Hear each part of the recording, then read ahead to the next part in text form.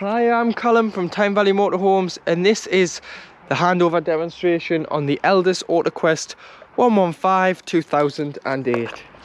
So having a quick walk around the vehicle. On the driver's side, this is your battery locker, so this is where your hookup is, and it opens with the West alloy key. This one here, so you put it in, you turn it and releases it. And in there you have your hookup point and your 12-volt leisure battery. So to hook up, always pull the catch back and push it on. Put the cable through the groove, and then you can lock this, and your lead is secure. You've got your 12-volt pump supply should you want to pump the water in, but you don't really need to. You can just take the cap off, get a hose pipe and fill it until it overflows, or until there's enough water on board, which you can see on the control panel inside, which I'll show you in a moment. And then to empty it, it's just a blue tap below, so you just open it. So should you have taken on too much water, contaminated water, or you just simply want to drain it down for the winter, you just open it, and this is just fresh water. You'd normally drive over a grid on the way out the site to open your fresh and your waste, which is on the other side, and I'll show you in a moment. You've got your external TV point, so should you be on a super site, you may want to carry some quacks with you, and should you be struggling for a signal, you can use their aerial to get a better signal. And then because your heating and hot water on this vehicle is gas only, so to heat the water, this cover must come off, otherwise you'll get a red light on the switch. So what you need to do is just lift the cover off, pinch it off, and then lift it up. So it must come off like so. Heat the water on gas, which is the only way of heating the water on this vehicle. If not, when you're traveling, you can put it back on if you're not heating the water. But do take in mind, if you get a red little dot on the switch, you've either left this on or you've run out of gas. Moving further back, you've got your toilet. So first of all, this is your header tank. So this is your blue flush liquid, or can be your pink. So this is where you'd fill up there. So it's filling your cistern up, and then once you press, you can fill up. So that tells you how much is in the tank. And then to get the cassette out to empty, lift the green handle, slide it out. To empty, you would take the yellow cap off, go to your waste disposal point, which is normally behind or beside the toilet block. To empty, press this, and it gives it a consistent flow when emptying, like so. And then what you can do once you've emptied it, if you put some water in, give it a rinse, give it a shake, get any of that dirt out. And then what you need to do is then fill this with chemical if you're using the chemical. So cap full straight in, and it's ready to go back in the van. If you're using the tablets, you would put a pint of water in, push it back in the vehicle, and put a tablet straight down the toilet.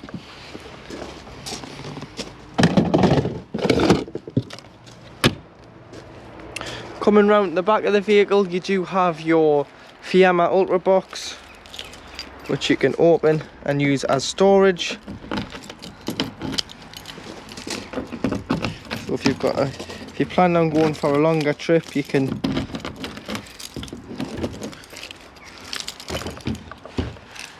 store into here.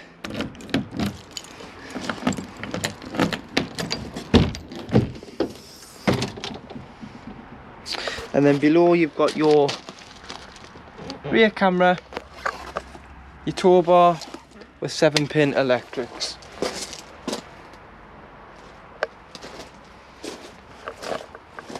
Walking round to the passenger side, you've got your waste water drain, which again you drive over a grid to empty the waste water. And this is anything you put down a plug hole. And then the step is manual, so you just pull it out and push it back in. You've got your awning. You've got your LPG, your gas locker, again opened with the West alloy key. So once it's open, you can fit 2 bottles in here. You will need some sort of spanner, so i.e. gas spanner or adjustable wrench. It's a left-hand thread on the bottle and turn on and off at the top of the bottle. You will have to turn it off when you do travel, as it's safer, and always make sure that the bottle is securely tied in. At the passenger door is where you will fill with diesel. So if you get your key, you can open that with the main ignition key, and then the cap will come off and you'll be able to fill with diesel.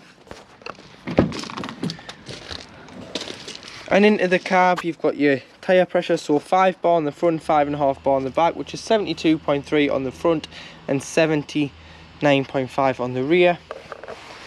And underneath the seat is where you will find your jack and brace, tow eye and screwdriver in the toolkit. And your main engine battery is underneath the floor, so should you ever need to change it in the future, it has to come out through the floor. And your bonnet release is on the dashboard there, so which will then release the bonnet. And I'll quickly talk you through underneath the bonnet. So you do have your screen wash, power steering fluid, your brake fluid, your coolant for your radiator, your oil filler and your oil dipstick, your paint code should you want to touch up any chips or anything, or get any damage in the future and you want to paint. You've got your earth for earth and the jump start, so your black lead would go on here and your red would go on there for giving or receiving a jump start on the vehicle. Your weight plate is beside the door, so this has got your SGE number and your MT PLM, so your mass, empty and running order is there. To wind your awning out, get your awning winding handle, place at the back on the loop. You can then wind it out. So wind it out until you can reach inside the front of the canopy.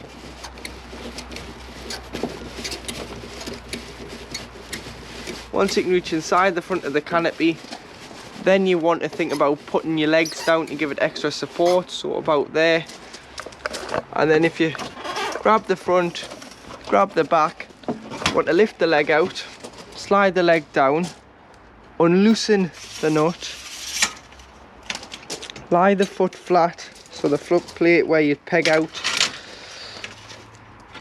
You can then adjust the telescopic height of your awning to suit. Get both legs down and then you can walk the awning out to your maximum permitted length. But should you ever get an air awning, this is your C rail, so your driveway kit would go on here and give you a blow up tent on the outside of the van, give you extra space should you be going away for a longer period of time. But if the wind is in excessive speeds of 15 miles an hour, don't bring the awning out. If you go to bed or go out for the day, put it in, as you don't know what the wind is going to get up to, and the awnings can cause quite a lot of damage if they're left out in the wind. So just do take in mind, anything stronger than 15 miles an hour, awnings are a no-go. To lock your habitation door from the outside, you'd use the round-headed key and push it to the front, which locks the door, and open to the back. So once inside the vehicle, this is your main control panel. So you've got your battery selection here, so you've got auxiliary, which is leisure and vehicle, and it'll show you the readings. You've got your water reading, and you've got your pump. So you always want the vehicle to be on the auxiliary battery to power the motorhome, as this is your leisure battery, and not your vehicle, as it will flatten the engine battery. The middle button there shows you your water reading, fresh water, and the top shows you your leisure battery voltage reading, or your vehicle should you switch it over. And then pump, you'd leave the pump on and this will kick in when the tap is opened. But if you haven't got any water on board, turn the pump off. Next to it you have your ultra store on gas, so this is when the cover must come off, and this is heating your water on gas, i.e. if you were wild camping and you weren't hooked up, this would be your only source to heat the water on. So what you need to do is off on the O, turn it down to the gas flame, and then this is the degree of water. So 70, 60, 50, which you'd normally use for showering, 40, 30, and you probably use 70 when doing your dishes. Heating the water on gas. In the wardrobe is where you'll find your freestanding table, which you just fold the legs out like an ironing board and secure in here when travelling. You can either have that in the front lounge or outside if it's a nice day. You've got all your trips on mains 240 electric. You've got your telly booster and your TV aerial. So your TV aerial, if you're struggling to get a signal, you can loosen the nut off, push the pole up and use the toggle to direct the aerial. But when travelling, you must have it securely pulled into the van and tightened up. A tip is to look where the other motorhomes and caravans are pointing on your site, and that should give you a good enough signal, or a good enough.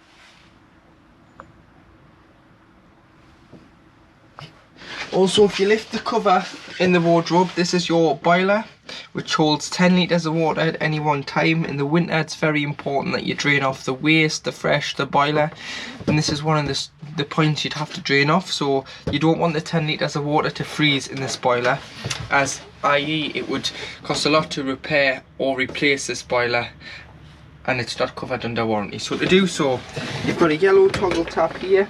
It's lying down there, it's holding the 10 litres of water. Once you stand it up, it lets the 10 litres of water drain directly underneath the chassis. Leave this up during the time the vehicle is standing. Leave all the taps within the van open. Take the shower head off and allow the shower head hose to lie in the shower tray to stop any water from building up and freezing in there.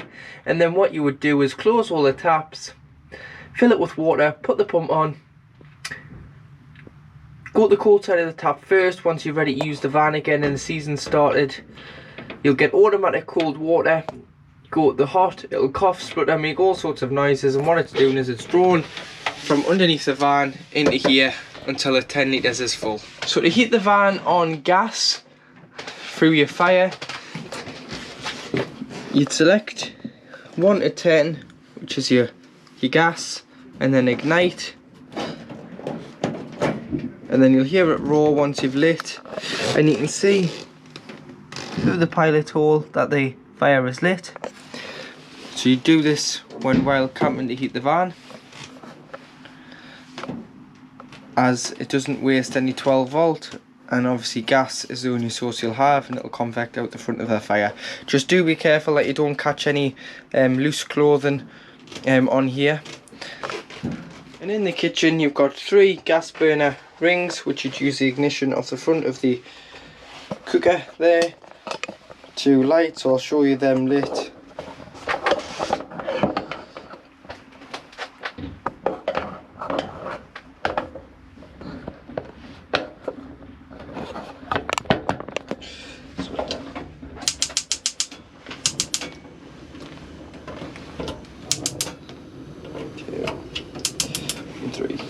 There's all 3 lit there. So if you've had this on for any length of time, allow it to cool before you put the glass lid down, and make sure it is fully back when you are using it, as sometimes it can knock the flame out. And then below you've got your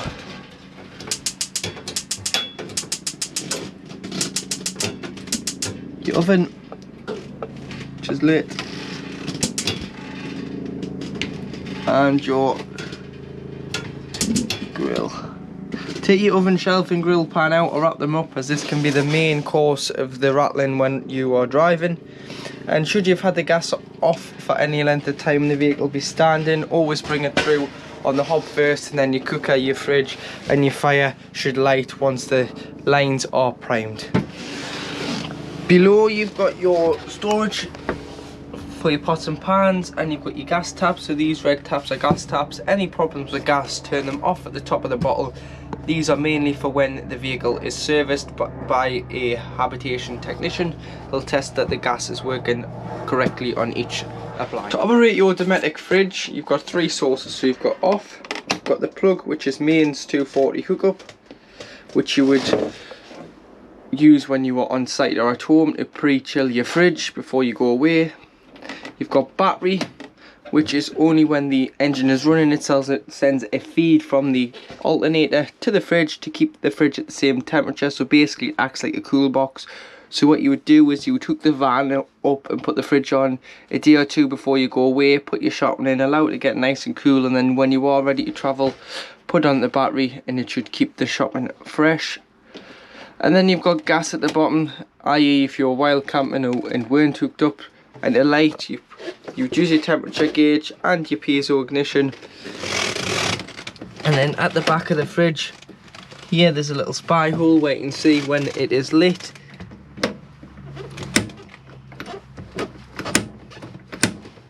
So there you go, your fridge is lit, as you can see, the small blue flame. So I'll just show you that it is lit. You can see the blue flame there. Also part of winterizing, if you clean your fridge out, anti-bac it out, get all your shopping out, making it lovely and fresh, the last thing you want to do is shut the door, as this forms an airtight seal. So if you just leave the door open ajar, and it allows air in and out, air out, and stops any mould growing in the fridge. At the habitation door, next to the step, is your 12 volt kill switch. So if this is on off, you'll get no power on the control panel or any 12 volt appliance. Turn this on and then turn your control panel on and you'll get your 12 volt lighting. To lock the door on an evening, you would just turn the handle and turn it back to unlock, and there you do have a fly screen on there as well. And this is showing that your hot water is warm there. I'll rate your windows on board. If you loosen the toggles off, push your window out, turn the black wheels to keep the window out on the tensioner, loosen it off to close, and make sure that they are securely closed, along with your skylights when you are travelling. And you do have a fly screen and a blackout blind on all windows. So I will rate your Thetford toilet.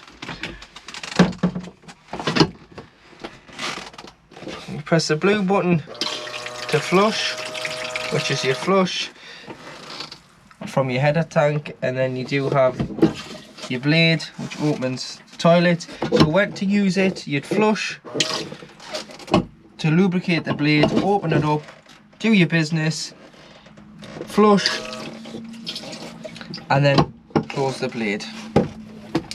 This will also indicate when the cassette is full and requires to be emptied. If the blade was to be open, you'll not get the cassette out the exterior of the vehicle. Got your fold down sink. So leave the taps open when winterizing in the bathroom, the shower, the kitchen, obviously the boiler tap and the two taps outside. And take this off and allow the hose to lie down, as otherwise the water may freeze in here. And you've got your shower curtain there which goes round to stop the toilet getting wet when showering in the vehicle. Located underneath the bench seat behind the driver's seat is where you'll find your 12 volt fuses here. So it would be a good idea to get some spares just in case a fuse does blow. You can replenish the fuse. And then to make the bed, you'd simply lift, slide these out, so slide the lats out to form the bed base, and put the backrests into the middle.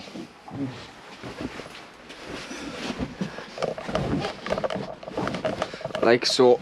And there you've formed your large double bed. Also turn the base cushions the other way around, as it's far more comfortable to sleep on the backs of the cushions.